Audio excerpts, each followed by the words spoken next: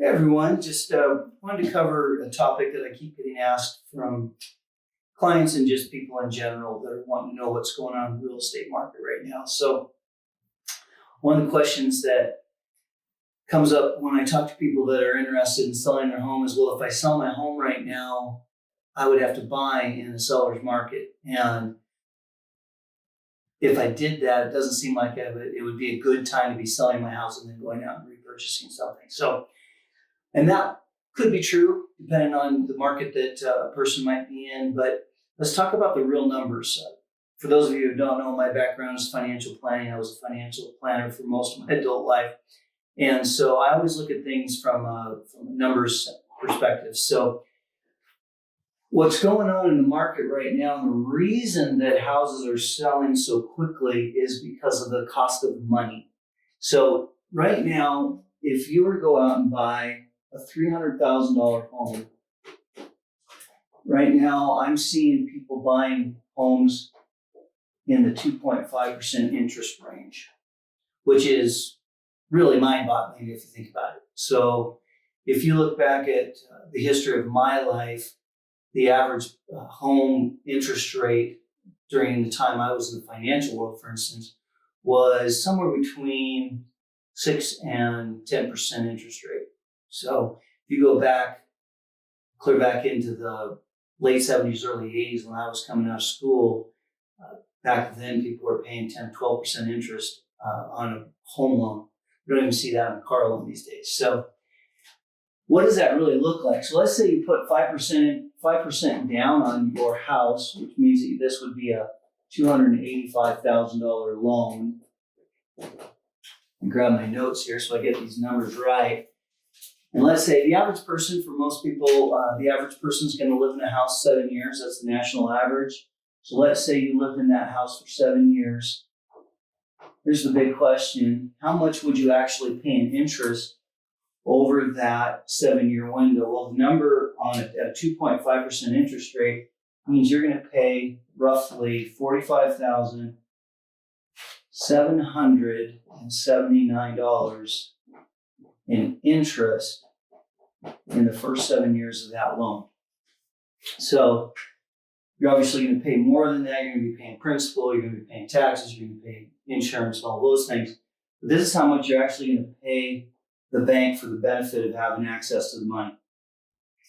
So what would that look like? Let's say you wait 6 months and interest rates start to go back up. And let's say they just go back up to 5%.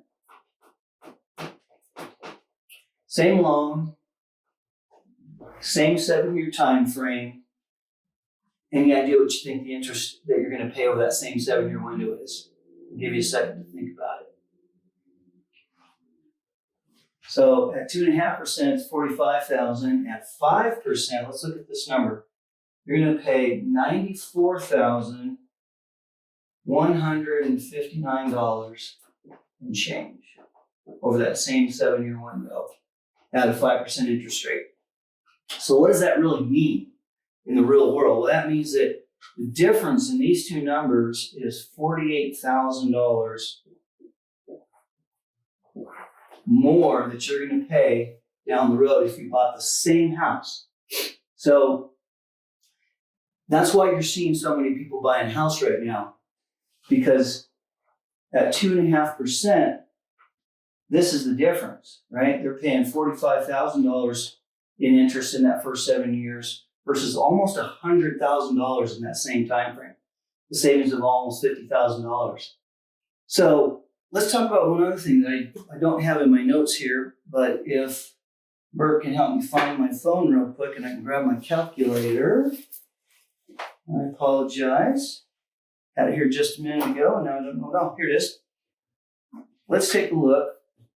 Let's run another number that I think you'll find really interesting. So let's say we have a $285,000 note, and let's look at what the difference between this payment for the same house and this payment for the same house would be. So we're going to have a $285,000 loan amount. We're going to have a 2.5% interest rate. We're going to have a 30-year loan.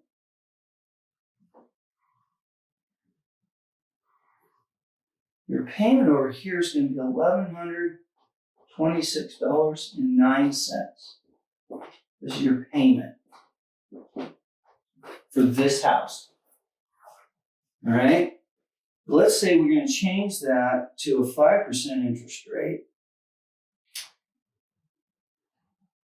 The difference is going to be $1,529, actually $1,530, $1,529.94 versus $1,126. So if we take $1,530 minus $1,126, that's a difference of $404 a month in your payment. So here's the question. 6 months from now, and again, I don't have a crystal ball. I'm not saying that interest rates are going to go to 5% in 6 months. I don't think they're going to go down, but the possibility is that they could go up. So, can you buy more of a house today than you might be able to buy 6 months from now? Most definitely. What if this did happen and this is the amount of a payment that you can afford to pay? So let's say that now you're looking at this from the standpoint of, okay, I can afford an $1,126 payment. We're going to put that payment in, and we're going to go with a 5% interest rate. What can I afford for a house? Okay, so now I can no longer afford a $300,000 house. Now I can afford a $209,000 house in order to have that payment remain the same. So this is what's going on in the real estate market right now. And I think this is something that a lot of people, they keep asking me the question, or maybe I should say a lot of people are making the statement lately, well, I can't afford to sell my house. I need to wait for the values of homes to go back down a little bit so I can afford to buy something. Well, first of all, the likelihood of home values dropping, especially in the Billings market. I'm from Western Washington, where we do see ups and downs in the real estate market. I made a lot of my money in real estate taking advantage of the ups and the downs. When the market crashed, we went and bought. When the market went up, we sold. Billings, on the other hand, or Montana in general, save a few markets, recreational markets like Bozeman and Kalispell, where you see more of that up and down. But in the more stable markets like Billings, we see a consistent growth rate, and we don't see those big spikes. And so the chance of you seeing home values plummet in Billings, pretty slim. So you want to be taking advantage of this, unless you're a cash buyer. You're going to want to be taking advantage of what's going on right now. While you can buy more home for your money, you can save a lot of money. I mean, look at this, $50,000 that you'd be able to save on a $300,000 home over the next 7 years if you buy something right now. If you're thinking about upgrading, I've got a gentleman I'm meeting with this next week that is going to sell a home that's probably in the $200,000 range, knowing that he's going to get the equity out of that home and be able to roll that into a nicer home and save money in the long run. So anyway, that's what I wanted to go over today. I think, like I say, this is probably the number one question I'm being asked right now. It's part of the reason that people are not putting their homes on the market. And I think really, if you look at it right now, let me add one more thought.